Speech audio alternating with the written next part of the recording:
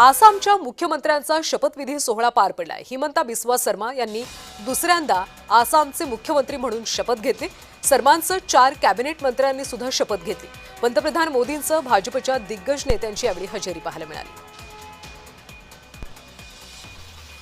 श्री हिमंत बिस्वा शर्मा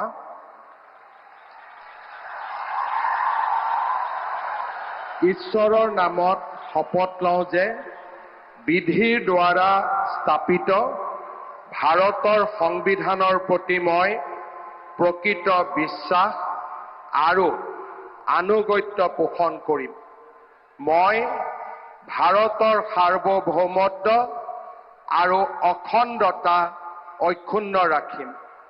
মই অসমৰ মুখ্যমন্ত্ৰী হিচাপে মোৰ কৰ্তব্য বিশ্বস্ততাৰে আৰু শুদ্ধ অন্তঃকৰণেৰে সম্পাদন কৰিম আৰু মই ভয় বা পক্ষপাত অনুৰাগ বা বিদ্বেষ নোহোৱাকৈ সংবিধান আৰু আইন অনুসাৰে সকলো শ্ৰেণীৰ লোকৰ প্ৰতি ন্যায় আচৰণ কৰিম।